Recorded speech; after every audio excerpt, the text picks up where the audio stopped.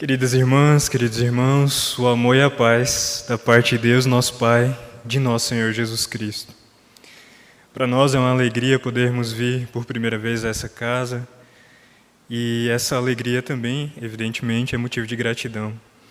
Falar do Evangelho do Cristo, meditar sobre a sua mensagem, partilhar o pão sagrado que se constitui para nós essa mensagem, é motivo de ânimo para as nossas almas e por isso a gratidão.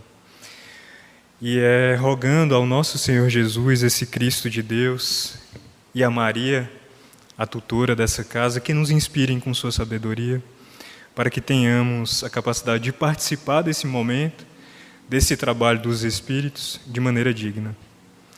Falarmos sobre orgulho e sobre humildade é tocarmos em dois aspectos profundos da dimensão humana. E, evidentemente, o fazemos com um profundo respeito e reverência. Meditarmos sobre o orgulho, especialmente, é certamente voltarmos o nosso olhar para o lado escuro da nossa alma.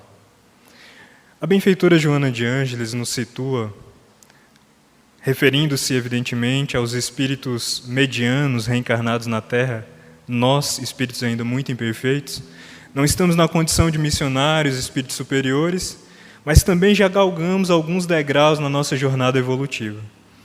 E ela vai se referir a nós como espíritos que ainda precisam, no processo de autodescobrimento, nesse que é o convite que ela irá nos fazer ao longo da sua série psicológica, de nos dedicarmos à nossa descoberta. A benfeitora nos diz que a finalidade última de estarmos reencarnados é nos autodescobrirmos, para nos autodescobrindo, nos autotransformarmos e, por consequente, nos autoiluminarmos. A razão de estarmos reencarnados é que na carne e na matéria o espírito encontra uma espécie de academia, os instrumentos adequados para fazer-se desenvolver as potências da alma. Nessa jornada, Joana nos diz, o homem comum precisa dar-se conta de que ainda não está na condição de perguntar se tem ou não determinada imperfeição. A pergunta que nos cabe é: onde essa imperfeição se manifesta em nossas existências? Trazendo para o tema da noite, a pergunta que nos cabe não é se temos ou não orgulho, mas onde esse orgulho se manifesta em nossas existências. Quais as situações, quais são as pessoas que são cá nessa dimensão mais escura das nossas almas? Evidentemente, o antídoto para as trevas, para a escuridão, é a luz. Daí, então, o convite de Jesus para nós é exatamente de desenvolvermos ou de cultivarmos essa virtude essencial, a virtude da humildade.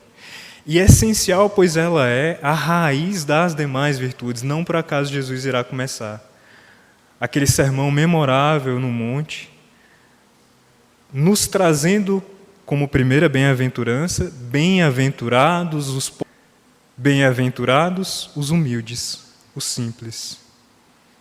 O Cristo, talvez, nesta hierarquia, ou, aliás, nesta ordenação que ele estabelece das bem-aventuranças, nos sinaliza que a bem-aventurança, que é a nascente das demais bem-aventuranças, é exatamente a humildade. Recordemos que, numa tradução possível do grego, o termo utilizado ou registrado nesse idioma, o makaraoi, quando trazido para o português, significaria felizes. Felizes os pobres de espírito, felizes os humildes. O Sermão do Monte, de uma maneira geral, é uma espécie de síntese da lei divina, uma espécie, portanto, de síntese da missão de Jesus aqui na Terra. E ela se constitui como um roteiro para nós, como um mapa para alcançarmos a felicidade, mas não essa felicidade do mundo, a felicidade do reino de Deus. Aquela felicidade que Jesus nos oferece, que é incorruptível e imperecível, portanto.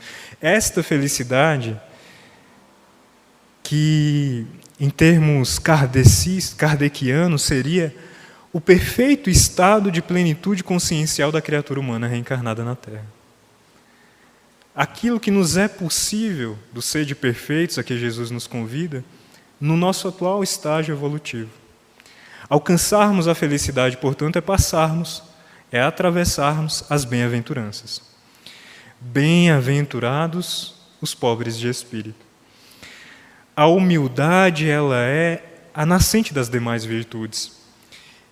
O próprio sentido da palavra, o sentido etimológico, o sentido linguístico da humildade, quando a gente faz uma análise linguística, nós percebemos que vem de humus, que tem a ver com nutriente, que está relacionado exatamente à terra. O cultivo das virtudes em nossa alma, e são os Espíritos que nos dizem, em o Evangelho segundo o Espiritismo, o Espírito precisa ser cultivado tal como um campo. O que seria esse cultivo, senão cuidarmos da semente do Evangelho que já existe em nossas almas? Percebamos que para que essa semente encontre as condições adequadas para que ela germine, se desenvolva e frutifique, ela necessitará de nutriente. Jesus está nos oferecendo o nutriente mais valioso para o cultivo da sua mensagem em nossas almas: a humildade, o humus cristão. Muitas cenas do Evangelho de Jesus poderiam simbolizar para nós esse convite do Cristo para bem desenvolvermos essa potência que existe em nós. A humildade, ela é uma potência porque ela faz com que a criatura ela tenha lucidez acerca da sua real condição de espírito imortal. Lembremos ou recordemos do símbolo do madeiro, da cruz. Dentre as muitas interpretações que poderíamos fazer, uma se destaca para nós nessa noite, que é exatamente de olharmos para a cruz como um símbolo da nossa relação com o sagrado, com o divino e também das nossas relações interpessoais, das nossas relações uns com os outros. Vejamos que, na vertical, nós teríamos o símbolo da relação da criatura com o Criador. É uma relação, e a única, inclusive, que é vertical. É hierarquizada. Deus acima de todas as coisas. Deus, inteligência suprema e, portanto, superior a todos os seres, a todas as criaturas. É impossível, ou não é dado à criatura igualar-se ao Criador. Por isso essa relação vertical. Na horizontal, porém, nós temos uma haste que simboliza as nossas relações uns com os outros. Relações horizontais. Eis a grande mensagem de Jesus, que fez confusão à sua época e permanece sendo confusa para nós na atualidade. Jesus vem nos dizer que diante de Deus, cada criatura vale exatamente a mesma quantia, 1 denário.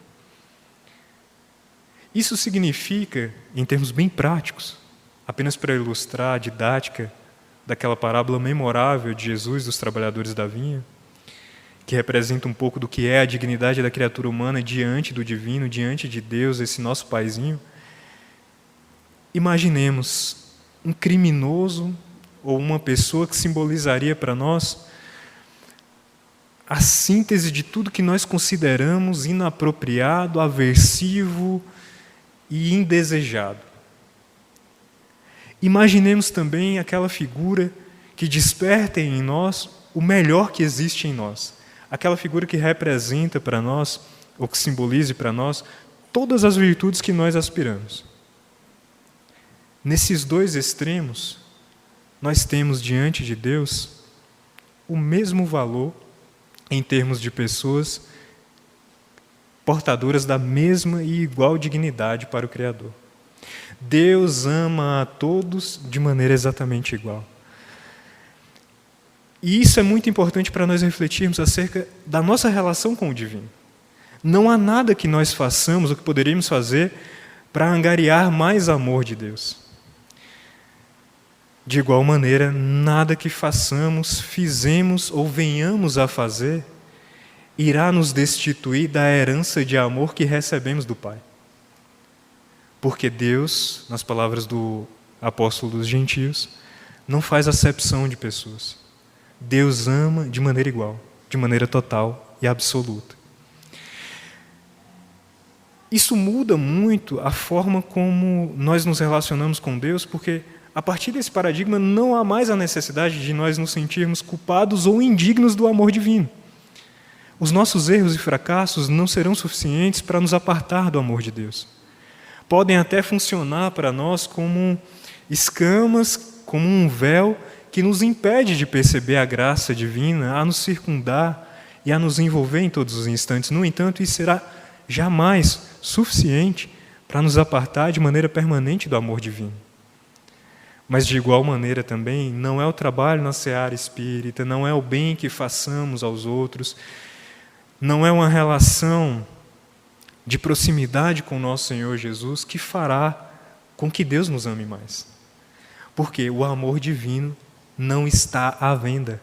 Nós não podemos barganhar com Deus o seu respeito, o seu olhar amoroso para nós. Esta relação é uma relação gratuita. Eu não me recordo agora a referência, mas há um sábio que nos diz que o trabalho de aprendermos a amar a Deus também, e sobretudo a recebermos o amor divino, ele consiste em retirarmos das nossas almas tudo aquilo que possa simbolizar ou representar barreiras que nos impedem de perceber o amor de Deus. Talvez este seja o ponto mais doloroso das nossas imperfeições. Não é que o Criador vá nos punir, que precisamos funcionar numa lógica contabilista. Aliás, há um conto, uma paráfrase feita por Rubem Alves acerca da parábola dos dois filhos, ou da parábola do filho pródigo, muito bela, que ele encerra exatamente fazendo isso. Deus, ele poderia ser entendido como um pai que não sabe contar, um pai que não sabe contabilizar. Porque aquela cena final onde o paizinho amoroso recebe os filhos o filho pródigo e também o filho mais velho, e diante daquele filho que havia recebido a parte de sua herança e saído de casa, que se prostra diante do pai e diz a ele: Pai, pequei contra o céu, pequei contra a terra, pequei contra ti, e não sou digno de ser chamado como teu filho. Rubem Alves diz nesse momento, é óbvio que isso aqui é uma paráfrase, mas através da poesia do literato nós temos ali um pouco da sensibilidade do momento, que sintetiza muito bem um aspecto essencial que Jesus quis elucidar nessa parábola, que é exatamente o amor divino dado de graça. Diz-nos Rubem Alves: nesse momento o paizinho vira-se para o filho e diz a ele: Filho, eu não contabilizo débitos, eu te amo, eu sou teu pai. Eu não contabilizo débitos, eu te amo, eu sou seu pai. Mas de igual maneira, quando nós temos ali a figura do outro filho, o filho mais velho, que também havia recebido parte da sua herança e, portanto, estava no mesmo nível consciencial daquele filho que saiu de casa, os dois estagiando em uma postura profundamente orgulhosa, profundamente egoísta, um tentando barganhar o amor do pai, o outro preocupado apenas com o próprio umbigo e com a satisfação das ilusões da matéria. O filho mais velho também, apresentando-se ao pai naquela condição de injustiçado, de vítima, uma condição muito típica dessa nossa dimensão orgulhosa, ele recebe o abraço do pai e, nas palavras de Rubem Alves, escuta do pai: Filho, eu não contabilizo créditos, eu sou teu pai, eu o amo. A relação com o divino é esta: Deus não sabe contar. Deus não sabe contar, nem créditos, nem débitos. Ele nos ama gratuitamente. E isso é profundamente estarrecedor, tanto à época de Jesus como nos dias atuais, porque nós nos condicionamos a acreditar que a nossa relação com as outras pessoas e com Deus também, ela é dada de maneira contabilista. Eu gosto de quem me agrada, de quem faz o bem para mim, de quem desperta o melhor em mim. Eu não gosto de quem me desagrada, de quem não me atende, de quem não se submete aos meus caprichos. Mais uma vez nós estamos diante desta dimensão extremamente desafiadora a dimensão do orgulho em nossas almas. Porque a humildade é esse lugar que Jesus nos apresenta quando essas ilusões da contabilidade elas se destituem. E eu passo a me relacionar com o outro na horizontal, tal como o madeiro que o Cristo simbolizaria ali na cruz. Relações horizontais. Carl Gustav Jung, nobre psiquiatra suíço, tem uma frasezinha que se tornou até muito difundida nos meios sociais e que na nossa interpretação ela traduz muito bem o amor crístico, o amor que Jesus nos convida. Ele nos diz que o amor, aliás, que o poder é a sombra do amor. Verinha, por favor, me corrija depois se eu estiver errado. Que o poder é a sombra do amor. É impossível existir amor onde existe poder. Relações verticalizadas, relações de poder, asfixiam a semente do Evangelho. Elas são aquele terreno ou aquele solo pedregoso que não permitem que essa semente germine, se desenvolva e frutifique. Relações horizontais, mediadas pela humildade de nos percebermos em perfeito equilíbrio, nem acima nem abaixo de ninguém, mas na horizontal. Relações deshierarquizadas, portanto, relações sem poder, são aquelas que, através da humildade, nós permitimos nutri-las com o fruto do amor. Mas vejamos, se é fruto, é preciso humildade justamente para que esta semente se desenvolva e frutifique. Sem querermos ser redundantes, mas apenas para enfatizarmos esse aspecto essencial da nossa reflexão da noite. A humildade, ela é o nutriente que nos permite a lucidez de não nos iludirmos frente ao jogo de aparências do mundo. Frente ao jogo de aparências do mundo. Temos uma cultura, especialmente na atualidade, há um pensador que vai refletir muito sobre isso, Guy Debord, aliás, francês, ele vai nos falar sobre a sociedade do espetáculo. Não basta nós termos, nós precisamos mostrar para os outros que nós temos. O problema com isso é que nós construímos uma mentalidade que o nosso valor pessoal, a nossa dignidade, eis o raciocínio que pretendíamos construir com as reflexões iniciais, ele está exatamente em condições aparentes. Ele está em condições exteriores. Ele está no que possuímos, nos nossos bens materiais, no nosso cargo, nos nossos títulos, no lugar que nós ocupamos, na seara de Jesus. Está todo assentado a importância que nós damos para a nossa própria personalidade, toda assentada em questões perecíveis, em dimensões transitórias. Jogo das ilusões, das aparências. Nessas ilusões, evidentemente, nós nos perdemos. E eis o grande risco, eis o grande problema. A conquista de maneira justa e honesta de bens materiais, termos uma vida onde possamos, de maneira muito digna, atender às nossas necessidades, é algo louvável. E, inclusive, os Espíritos situam isso em O Livro dos Espíritos como sendo um desejo que faz com que a criatura ela se movimente. É uma alavanca que Deus utiliza para que o progresso se concretize. O grande problema está quando nós nos perdemos nessas ilusões e depositamos o nosso valor pessoal nestas coisas. Porque aí nós nos alienamos de nós mesmos, nós nos distanciamos da nossa realidade mais íntima. E muitas vezes nós fazemos isso por uma postura, palavras da benfeitora Joana de Ângeles, de autodesamor. Esse é um ponto muito desafiador para nós, mas muito importante também, nos darmos conta de que, por vezes, nós estabelecemos uma relação conosco adoecida, na medida em que é uma relação de profunda violência contra nós mesmos. Uma relação de autodesvalor, nós nos desvalorizamos.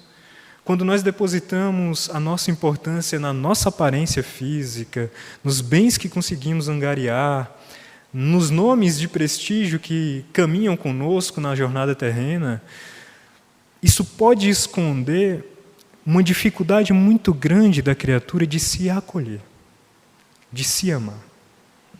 Porque a criatura que ela está perfeitamente consciente do seu valor pessoal, ela entende que tudo isso é acessório. Tudo isso é acessório. Eu posso usar, pode fazer parte, mas eu tenho discernimento. Não apenas de usar apenas o necessário e doar o supérfluo, mas, sobretudo, de não me perder de mim mesmo utilizando as coisas do mundo. E essa conquista de lucidez só é possível através da humildade. Só é possível através da humildade. É através dessa postura onde nós, voltando-nos para nós mesmos, conseguimos nessa jornada interior oferecermos-nos respeito, compaixão, piedade, estabelecermos, portanto, uma relação amorosa com nós mesmos, que nós vamos conseguir, por consequente, fazer o mesmo com os demais. Jesus nos ensina isso de maneira muito bela, como já dissemos, em várias passagens do seu Evangelho. Gostaríamos de destacar apenas uma.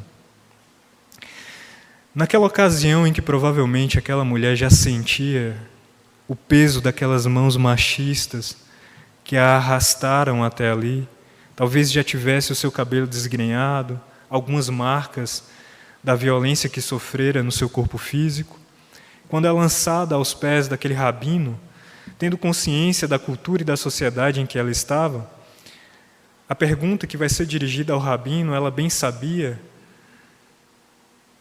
era um prenúncio da sentença que a aguardava. Mestre, esta mulher foi pega em adultério. A lei manda que seja apedrejada. E tu, o que dizes? Não temos a pretensão, evidentemente, de esgotar as muitas lições que Jesus ali depositara, mas notemos. Há uma interpretação possível de que Jesus, ao escutar essa pergunta, e imaginemos nesse momento aquela mulher, muito provavelmente sentiu seu peito angustiado, seu peito contrito, a sua garganta a apertar, e ela apenas aguardava o som da primeira pedra tocar-lhe o corpo. Uma interpretação possível é que Jesus, ao virar-se, teria escrito no chão, na terra, mais uma vez o símbolo da terra, mais uma vez o símbolo do humus, da humildade. O Cristo teria escrito ali os pecados de cada um daqueles homens.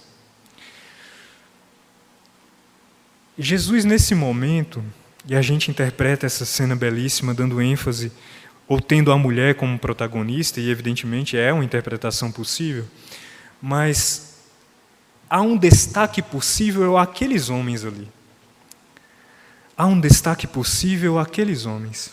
Porque Jesus, nesse instante, nas palavras da benfeitora Joana de Ângeles também, ele foi o psicoterapeuta excelente de cada uma daquelas almas, porque o Cristo facilitou para elas um processo que é libertador para todos nós. Dar-se conta da dimensão sombria das nossas almas. Dar-se conta da dimensão sombria das nossas almas. Não é fazer nada a priori, mas é dar-se conta. É tomar consciência das nossas imperfeições. Ao escrever na areia, ele convidou de maneira muito amorosa aqueles homens a olharem para si. Só que a lição mais valiosa desse momento vem logo em seguida quando ele diz: aquele que estiver sem pecado, que atire a primeira pedra.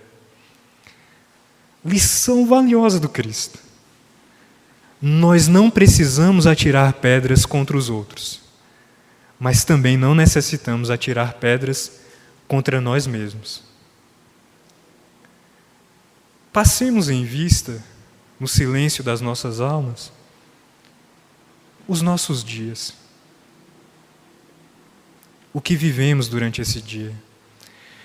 Diante dos nossos erros, das nossas quedas, quais são os diálogos que nós alimentamos em relação a nós mesmos? O que nós falamos para nós mesmos? Muitas vezes lançamos pedras contra nós mesmos. E nesse exercício, imaginemos o que Jesus falaria para nós.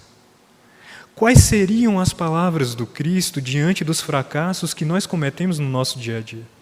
Certamente, como não foi com aquela mulher, não seria a conivência com o mal, porque o amor ele é profundamente educativo.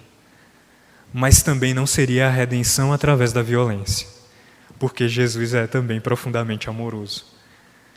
Na condição, então, de educador manso e humilde de coração, aprendamos a, silenciando as nossas almas, escutarmos a voz do Cristo a nos dizer, no nosso silêncio interior, como lidarmos com os nossos deslizes e quedas na jornada em direção a Deus. Humildade, por excelência, é sabermos sermos piedosos e compassivos com nós mesmos e também com os outros. Caímos, falhamos e muito provavelmente ainda cairemos. O erro ele não é um problema em si. O que constitui para nós talvez perversão ou perda de energia e tempo é a satisfação com o mal. É encontrarmos prazer no mal. E a libertação desse prazer está exatamente nessa jornada que a benfeitora Joana de Ângeles nos convida. Vai para dentro. Vai para dentro. É de Jung também uma frase muito valiosa e extremamente profunda. Quem olha para fora sonha, quem olha para dentro desperta. O despertar real das nossas consciências e, portanto, a conquista da humildade só se dá através de um olhar corajoso para dentro. Porque aí vamos conseguindo tomar conta de como existem em nós elementos semelhantes aos que existem nos outros. E tomando conta principalmente da dificuldade que nós temos, ou de quão desafiador é o processo de transformação íntima, fica muito mais fácil a gente ter paciência com o tempo do outro, com o tempo de transformação do outro. Emmanuel nos diz, a humildade ela é uma chave. Poderíamos, conectando com o raciocínio que iniciamos a nossa conversa nessa noite, entender, a humildade ela é a chave que abre a porta das demais virtudes. Não dá para ser caridoso verdadeiramente sem a humildade.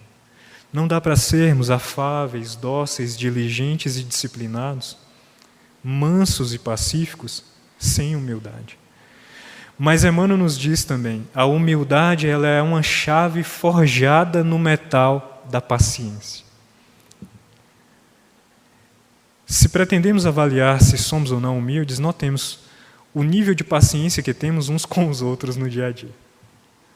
Porque impaciência é sinal de orgulho. Impaciência é sinal de orgulho. É a nossa dimensão orgulhosa que diz, se não for do meu jeito, nem preciso fazer. Se não for para eu ser o melhor, eu nem vou fazer. Se não for para eu ser o melhor palestrante, se não for para eu ser o melhor facilitador de estudo, eu nem vou tomar conta dessa tarefa, porque eu tenho que ser o melhor. Dimensão do orgulho das nossas almas falando.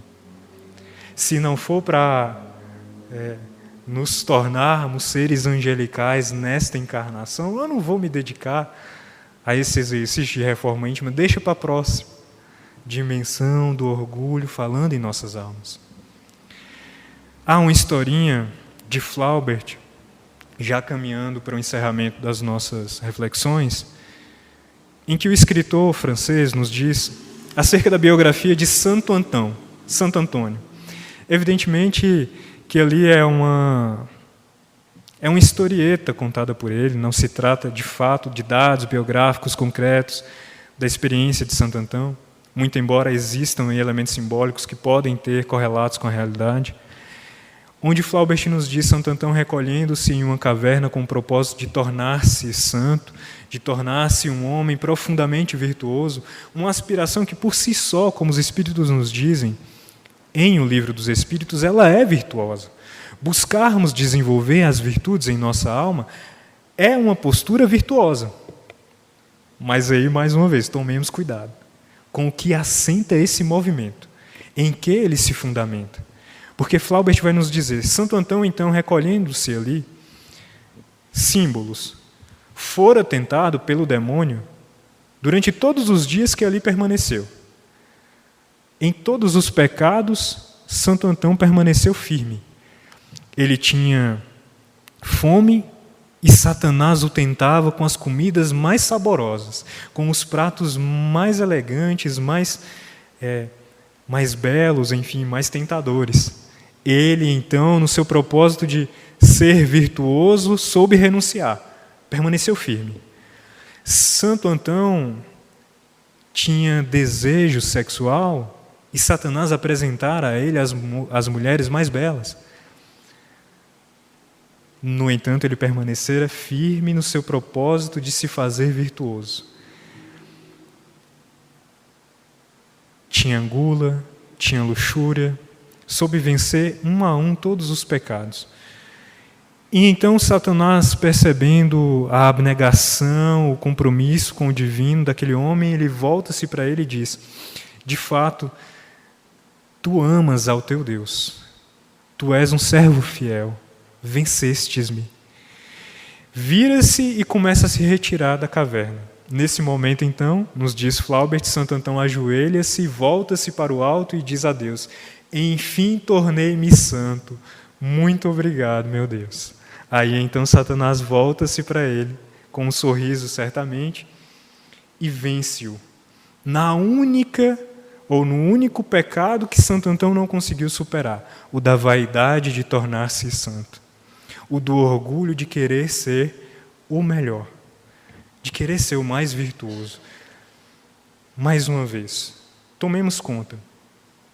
A aspiração por desenvolvermos virtudes é um movimento virtuoso. Mas observemos se esse movimento não se constitui um desejo oculto de nos fazermos superiores aos demais. Símbolo da cruz, o madeiro está na horizontal. O nosso olhar para o outro tem que ser sempre na horizontal. Onde há poder, não há amor. A boa notícia é: onde há amor, não há poder. Onde há amor, não há poder. Que símbolo melhor representaria ou ilustraria todas essas reflexões que é aquele deixado-nos através de nosso Senhor Jesus na ocasião da última ceia? Quando, então, detalhes muito sutis dos textos. O lava-pés está registrado em João 13, mas somente em Lucas 22 nós encontramos esse dado. Havia uma discussão que dava contexto a essa cena. Os discípulos discutiam entre si: quem de nós é o maior no reino de Deus? Quem de nós será o maior entre nós? E tem uma razão de ser para isso. Há uma expressão popular, muito difundida na nossa sociedade, hoje talvez menos, que é pé rapado. E ela remonta aos tempos coloniais, onde as pessoas que não tinham calçados, e aí vejamos mais uma vez esse símbolo, né, as aparências. O valor pessoal de uma pessoa, o status social, era medido pelas posses. Não muito diferente do que é hoje. Mas naquela época, pessoas da elite ou de status mais elevados, elas andavam a cavalo, a charrete, e, portanto, elas não sujavam os pés. Então era comum que as portas de muitas instituições, especialmente das repartições públicas, existisse um objeto de metal que servia para as pessoas raparem o barro. Então aqueles que iam caminhando, alguns de sandália, porque o calçado também era símbolo de status social, eles precisavam, para adentrar as repartições públicas, rapar os pés, tirar o barro, tirar a poeira dos pés. Alguns historiadores nos dizem que Jesus, em muitas peregrinações, caminhou descalço. De alguma maneira, nós poderíamos dizer: Jesus foi um pé rapado. O Cristo nos dá muitos elementos, muitos símbolos de simplicidade e humildade. Mas esse do lava-pés, ele nos toca de uma maneira muito especial.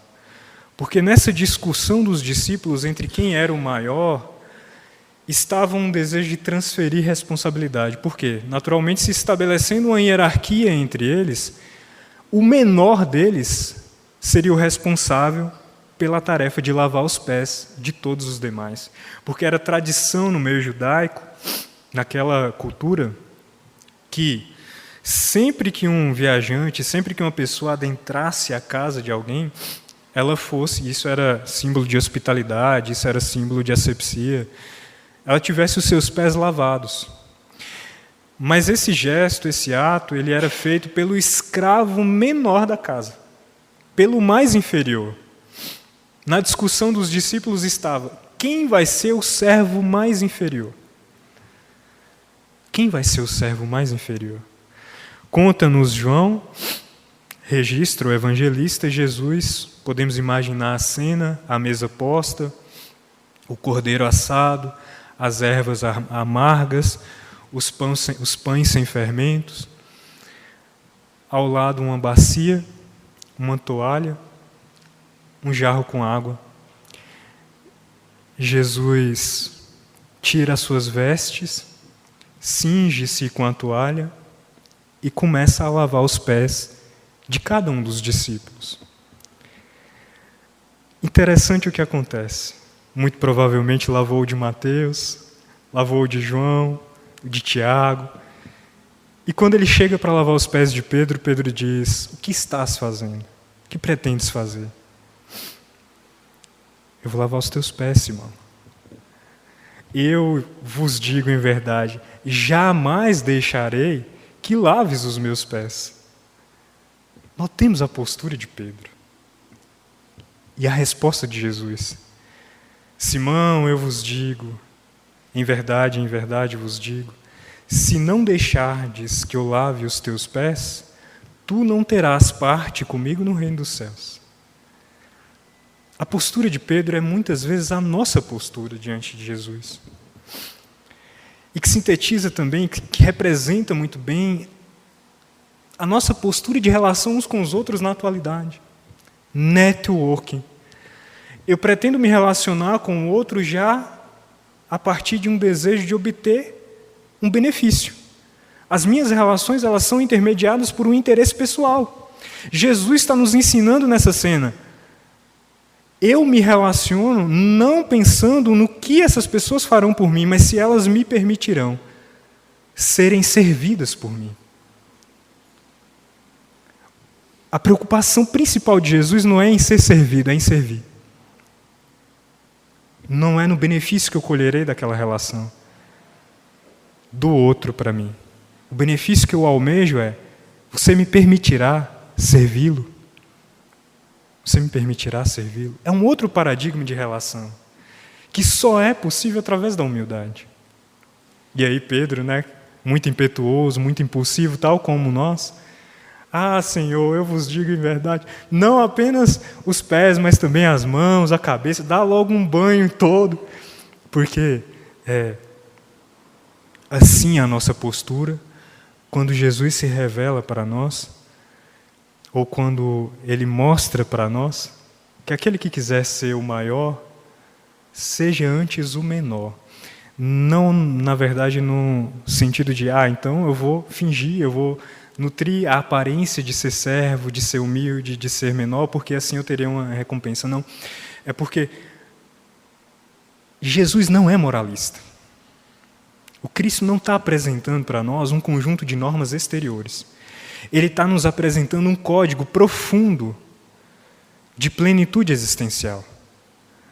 Aqueles de nós que quisermos despertar o Cristo em nós, alçarmos um voo no mais alto patamar das nossas consciências, aprendamos a servir. Aprendamos a nos satisfazer com o pouco, com o simples. Aprendamos, enfim, a bênção do nutriente da humildade. Aprendamos, enfim, com o Cristo, que mais tarde, explicando aos discípulos, ainda em João capítulo 13, pergunta o Cristo se eles haviam entendido o porquê dele lavar os pés uns dos outros. Ele cuida de elucidar e de enaltecer exatamente esse aspecto da lição. Aprendermos a encontrar satisfação no serviço desinteressado e genuíno ao Mestre, servindo-nos uns aos outros. Deus opera no mundo através de mãos humanas, mas Ele conta com a disposição dessas mãos para servir. O bom serviço é feito através de Jesus de maneira humilde. É reconhecendo o posto de simples servo que nos cabe, entendendo, como Paulo também nos diz, de mim, sei, tenho perfeita consciência que nada posso fazer. No entanto, quero participar da edificação do reino de Deus, no íntimo de cada criatura, para depois a exteriorização e materialização deste reino no mundo. Participarei, tendo a lucidez de entender qual é o meu simples posto de servo na obra do Criador. Humildade é, portanto, um roteiro para a autolibertação da criatura.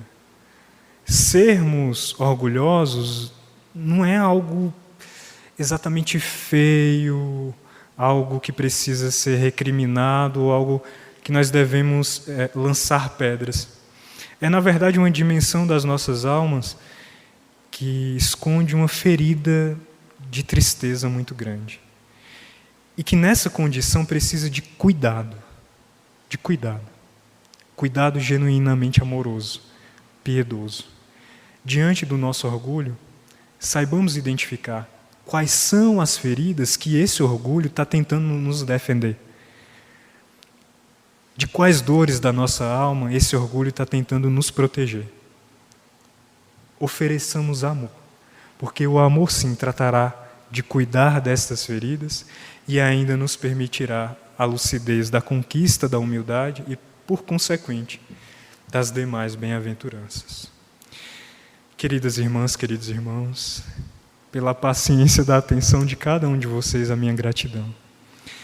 Meu desejo de que o Cristo, de fato, nascendo em nossas almas, possa despertar em nós essa sincera boa vontade e disposição por cultivarmos no interior das nossas almas a semente do seu Evangelho. Essa noite, mais uma vez, eu falei para mim. Eu espero que tenha sido útil para vocês. Que Deus nos abençoe a todos.